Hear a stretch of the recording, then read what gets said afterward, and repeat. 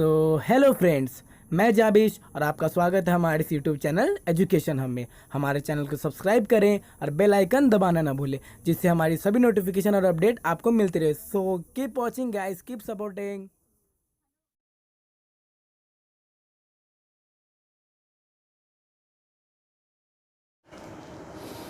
Hello everyone, कैसे हैं आप सब। और बहुत बहुत स्वागत है आपका हमारे इस यूट्यूब चैनल जिसका नाम है जाबिश फिजिक्स। तो चलिए, ये लेक्चर है क्लास 11th वालों के लिए, जो कि चैप्टर है यूनिट एंड डायमेंशन से रिलेटेड। तो चलिए शुरू करते हैं बिना वक्त ज़ाया करें। तो आज का ये टॉपिक है जिसमें हम लोगों ने डिस्कस करना है कि सबसे पहले dimension of a physical quantity होती क्या है। ठीक है, तो फिजिकल क्वांटिटी की डायमेंशंस क्या होती है। तो डायमेंशन के बारे में हम लोगों ने बहुत कुछ पढ़ चुका है कि डायमेंशन होता क्या है। 7 फंडामेंटल क्वांटिटीज़ है, फंडामेंटल उसी के यूनिट्स जो हैं वो फंडामेंटल यूनिट्स हैं, और फिर उसी को हम लोग डायमेंशन भी कहते हैं। ठीक है, तो यहाँ पर हमारा टॉपिक है dimensions of a physical quantity. तो सबसे पहले फिजिकल क्वांटिटी किसे कहते हैं ये समझना बहुत ज़रूरी है। तो फिजिकल क्वांटिटी हम उसे कहेंगे, ठीक है, किसे फिजिकल क्वांटिटी कहेंगे। तो फिजिकल क्वांटिटी कहने का 2 कंडीशन है, मतलब कि उसके लिए 2 क्राइटेरिया है। अगर वो चीज़ उसके पास है तो हम कहेंगे कि वो सॉरी, ठीक है, देखिए, अगर उसके पास ये 2 चीज़ है तो हम उसे कहेंगे कि वो फिजिकल क्वांटिटी है, और अगर नहीं है तो हम कहेंगे कि वो फिजिकल क्वांटिटी नहीं है। Velocity, momentum, force, kinetic energy, potential energy, work, impulse, ये सारे के सारे फिजिकल क्वांटिटीज़ कहलाते हैं।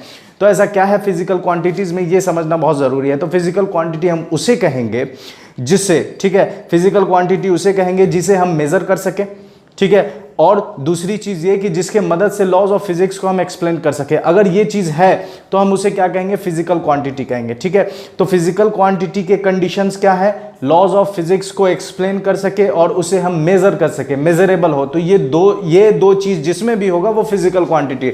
अब आप देख सकते हैं कि वेलोसिटी, इंपल्स, मोमेंटम, ये सारे का सारा मेजरेबल भी है और इसके मदद से लॉज ऑफ फिजिक्स को भी एक्सप्लेन किया जाता है।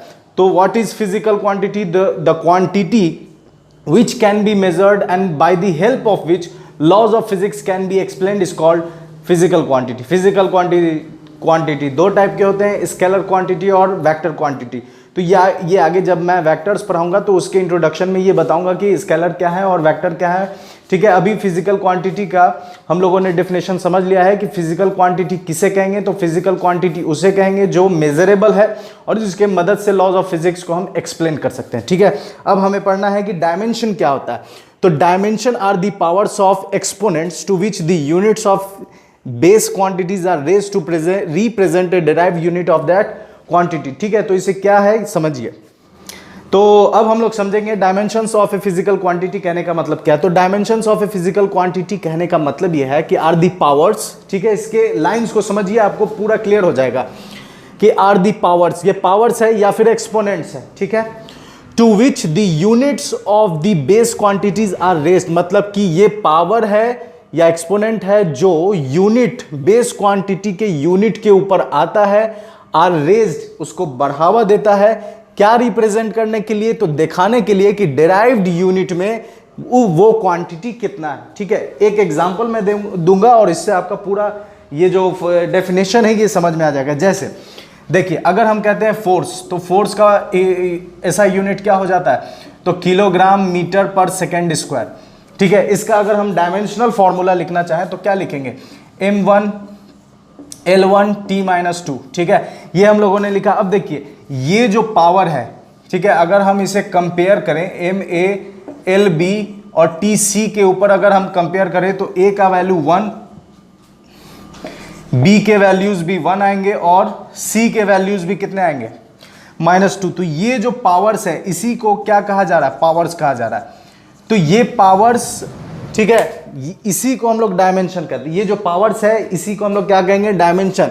ठीक है, ये क्या बताता है, तो dimensions of a physical quantity are the powers और एक्सपोनेंट, ये पावर या एक्सपोनेंट है, to which the units of base quantities, base quantity के ऊपर ये आएगा। ठीक है, क्वांटिटीज आर रेज्ड, ठीक है, ये बढ़ावा देगा, आएगा, बढ़ावा देगा, क्या रिप्रेजेंट करने के लिए, to represent a derived unit. ये एक डेराइव्ड यूनिट है। ठीक है, फोर्स एक डेराइव्ड यूनिट है। डेराइव्ड यूनिट को रिप्रेजेंट करने के लिए कि उसके अंदर कितना बेस क्वांटिटी आता है और वो कितना है ये कौन बताएगा, उसका पावर्स बताएगा। ठीक है, तो जैसे देखिए 1 2 1 1 2, इसका मतलब कि इस डेराइव्ड यूनिट में मास किलोग्राम एक बार आ रहा है, मीटर भी एक बार आ रहा है, लेकिन टाइम जो है वो 2 बार आ रहा है। तो ये 1 1 2 जो है यही इसका डायमेंशंस कहलाता है कि इस डेराइव्ड क्वांटिटी में, ठीक है, इस डेराइव्ड क्वांटिटी में जो फंडामेंटल है वो एक्चुअली में कितनी दफा आया, इसी चीज को हम लोग क्या कहते हैं, डायमेंशन कहते हैं। ठीक है, तो dimension of a physical quantity समझ में आ गया होगा। अब हम लोग चलते हैं और हम लोगों का जो टॉपिक है वो क्या है, एप्लीकेशंस ऑफ डायमेंशनल फार्मूला। तो अब हमारा टॉपिक क्या है, एप्लीकेशंस ऑफ डायमेंशनल फार्मूला। तो एप्लीकेशंस ऑफ डायमेंशनल फार्मूला में मतलब जो हम लोगों ने डायमेंशनल फार्मूला पढ़ा, MLT और ए और अलग अलग डायमेंशनल फार्मूला निकालने का जो प्रोसेस है वो जो हम लोगों ने पढ़ा, उसका एप्लीकेशन क्या है, उसका यूज क्या है। तो सबसे पहला हम देख सकते हैं यहाँ पर है चेकिंग करेक्टनेस ऑफ फार्मूला। मतलब कि आप इस डायमेंशनल फार्मूला की मदद से आप, पहला एप्लीकेशन क्या है कि आप फार्मूला सही है या गलत है इसका पता लगा सकते हैं। ठीक है, तो पहला क्या है, चेकिंग करेक्टनेस ऑफ फार्मूला। दूसरा क्या है, डेरिवेशन ऑफ फार्मूला, फार्मूला को आप डेराइव भी कर सकते हैं। तो सबसे पहले हम लोग पहला वाला देखेंगे कि चेकिंग करेक्टनेस ऑफ फार्मूला में क्या आता है और इसे हम कैसे करेंगे। तो इसको समझने के लिए हम लोग एक प्रिंसिपल पढ़ेंगे जिसका नाम है प्रिंसिपल ऑफ होमोजेनिटी। ठीक है, तो इसमें हम लोगों को क्या पढ़ना है, principle of homogeneity. Principle of homogeneity क्या कहता है ये थोड़ा समझिए। प्रिंसिपल ऑफ होमोजेनिटी ये कहता है कि dimension of LHS, dimensions of, ठीक है, dimensions of LHS must be equal to dimensions of RHS। तो प्रिंसिपल ऑफ होमोजेनिटी यही है कि किसी भी फॉर्मूला में LHS हिस्सा है और RHS हिस्सा है। तो प्रिंसिपल ऑफ होमोजेनिटी ये कहता है कि जो डायमेंशन LHS का है वही डायमेंशन अगर RHS का है तो फॉर्मूला सही है, और अगर नहीं है ऐसा तो फॉर्मूला गलत है। ठीक है, गलत है। तो इस पर हम लोग एक क्वेश्चन सॉल्व करेंगे। जैसे देखिए हमारे पास एक फॉर्मूला है, वेरी सिंपल, बहुत आसान फॉर्मूला है, जो हम लोग ले लेते हैं V is equal to U plus AT। ठीक है, ये हम लोगों ने फॉर्मूला पढ़ चुका है, हम लोगों ने पढ़ा हुआ है। तो इसको सॉल्व करते हैं। तो सबसे पहले हम लोग LHS लेते हैं। LHS में क्या है हमारे पास, तो V है। V किस चीज को रिप्रेजेंट कर रहा है, तो वेलोसिटी को रिप्रेजेंट कर रहा है। तो जब V वेलोसिटी को रिप्रेजेंट कर रहा है तो वेलोसिटी का फॉर्मूला क्या होता है या यूनिट क्या होता है, मीटर पर सेकेंड। तो इसको लिख सकते हैं मीटर सेकेंड इनवर्स। इसका डायमेंशन क्या होगा, तो M1 MLT लिख देंगे। इसमें किलोग्राम नहीं है इसलिए मास का पावर 0, मीटर है जिसका पावर कुछ नहीं है मतलब 1, तो लेंथ का पावर 1, और सेकेंड इनवर्स मतलब T का पावर -1। ये हमारा LHS का डायमेंशन आ गया। अब हम लोग सेम टाइम क्या निकालेंगे, तो RHS का डायमेंशन निकालेंगे। तो RHS में देखिए हमारे पास क्या है, U प्लस AT। तो U प्लस AT, तो U इनिशियल वेलोसिटी है लेकिन है तो वेलोसिटी, तो इसका यूनिट वही होगा मीटर पर सेकेंड। ठीक है, प्लस एक्सेलरेशन होता है मीटर पर सेकेंड स्क्वायर इंटू टाइम क्या होता है, सेकेंड। ठीक है, तो अब यहाँ पर क्या करेंगे, देखिए सेकेंड से सेकेंड कट गया तो मीटर पर सेकेंड प्लस मीटर पर सेकेंड। तो अगर हम सेम क्वांटिटी को जोड़ते हैं तो उसके मैग्नीट्यूड में चेंज आता है लेकिन यूनिट में कोई चेंज नहीं आता है। तो मीटर पर सेकेंड को अगर मीटर पर सेकेंड के साथ जोड़ेंगे तो हमें रिजल्ट यही मिलेगा, मीटर पर सेकेंड मतलब कि मीटर सेकेंड इनवर्स। अगर हम इसका डायमेंशन निकालें तो MLT। अब देखिए यहाँ पर किलोग्राम नहीं है, इस वजह से मास का पावर कितना हो जाएगा, 0। मीटर है जिसका पावर कुछ नहीं है मतलब 1, तो L1, और सेकेंड का पावर -1 तो T का पावर -1। अब देखिए ये रहा LHS का डायमेंशन और ये रहा RHS का डायमेंशन। तो LHS बराबर किसके हो गया, RHS के। तो इस तरीके से हम चेक कर सकते हैं कि फॉर्मूला सही है या गलत है। इसी चीज को हम लोग कहते हैं principle of homogeneity. Principle of homogeneity क्या है, LHS का डायमेंशन बराबर होना चाहिए किसके लिए, RHS के डायमेंशन के साथ। ये प्रिंसिपल ऑफ होमोजेनिटी होता है। प्रिंसिपल ऑफ होमोजेनिटी का यूज कब करेंगे, तब करेंगे जब हमें चेक करना होता है कि फॉर्मूला सही है या गलत है। तो ये हमारा पहला एप्लीकेशन था। इस पर मैं कुछ वर्क दे रहा हूं, आपको होमवर्क दे रहा हूं जिसे आपको सॉल्व करना है। आपको चेक करना है, ये आपका SW है, चेक करना है क्या, S is equal to UT plus half AT square, ये फॉर्मूला सही है या गलत चेक करना है। तीसरा चीज आपको चेक करना है पोटेंशियल एनर्जी बराबर है किसके, काइनेटिक एनर्जी के। ठीक है, तो और चौथा चीज आपको ये चेक करना है कि एक्सेलरेशन का फॉर्मूला होता है फोर्स बाय मास। तो ये 3 आपका होमवर्क है जो आप प्रैक्टिस करेंगे घर पे, और ताकि समझेंगे कि ये आपसे सॉल्व हो रहा है या नहीं, और अगर नहीं है या कोई भी कंफ्यूजन है तो आप कमेंट बॉक्स में ज़रूर टाइप करें। अब हम आते हैं दूसरा हमारा जो डेरिवेशन, दूसरा जो एप्लीकेशन है जिसका नाम है डेरिवेशन ऑफ फार्मूला। तो ये कैसे काम करता है, तो ये भी प्रिंसिपल ऑफ होमोजेनिटी पे काम करता है। ये कैसे करेंगे, तो देखिए पहला एप्लीकेशन समझने के बाद जिसमें था चेकिंग करेक्टनेस ऑफ फार्मूला, और ये समझने के लिए हम लोगों ने यूज़ करा था किस चीज़ को, प्रिंसिपल ऑफ होमोजेनिटी को। ठीक है, अब हम लोग इसका दूसरा एप्लीकेशन समझेंगे जिसमें ये है डेरिवेशन ऑफ फार्मूला। हम किसी भी फार्मूला को कैसे डिराइव कर सकते हैं, तो इसके लिए ये समझने के लिए हम लोग एक क्वेश्चन सॉल्व करेंगे और उससे आपका क्लियर हो जाएगा कि ये काम कैसे करता है। ठीक है, तो यहाँ पर क्वेश्चन हम लोगों ने लिया है और क्वेश्चन ये कहता है कि डिराइव एन एक्सप्रेशन, एक एक्सप्रेशन आपको डिराइव करना है फॉर टाइम पीरियड। ठीक है, एक टाइम पीरियड के लिए आपको एक एक्सप्रेशन डिराइव करना है। टाइम पीरियड है टी से डिनोट कर रहा है, ऑफ इज पेंडुलम, एक पेंडुलम के लिए। ठीक है, पेंडुलम के लिए आपको टाइम पीरियड का, पेंडुलम के लिए टाइम पीरियड के लिए आपको एक एक्सप्रेशन डिराइव करना है जिसमें विच में डिपेंड, ठीक है, वो किस किस चीज़ पर डिपेंड करेगा, तो मास ऑफ बॉब, बॉब के मास पर डिपेंड करेगा, लेंथ ऑफ पेंडुलम, पेंडुलम की लेंथ पर डिपेंड करेगा, और एक्सेलरेशन ड्यू टू ग्रेविटी मतलब जी पर डिपेंड करेगा। तो यहाँ पर अगर हम सॉल्यूशन करें, ठीक है, तो सबसे पहले देखिए सॉल्यूशन अगर हम करेंगे तो सबसे पहले क्या लिखेंगे कि क्या दे रहा है, तो आपको टाइम पीरियड निकालना है, तो टी ले लेते हैं, और कह रहा है कि विच में डिपेंड, तो डिपेंड के लिए हम लोग विच में डिपेंड के लिए हम लोग क्या करेंगे, प्रोपोर्शनैलिटी का साइन लेंगे।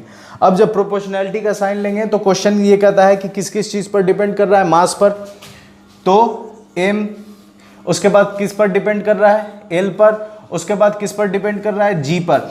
तो ये सब कितना कितना है ये तो हमें पता नहीं है कि मास का स्क्वायर होगा या क्यूब होगा, लेंथ का स्क्वायर होगा या क्यूब होगा, g का स्क्वायर होगा या क्यूब होगा, ये हमें नहीं पता। तो हम क्या करेंगे, इसके पावर को a, लेंथ के पावर को b और g के पावर को हम क्या मान लेंगे, c मान लेंगे। ठीक है, अब देखिए यहाँ पर जब t है तो इसको अगर हम और आगे तोड़े तो t इज इक्वल टू, और जहाँ भी प्रोपोर्शनैलिटी का साइन हटता है वहाँ पर कुछ ना कुछ कांस्टेंट आता है, तो यहाँ पर k आया।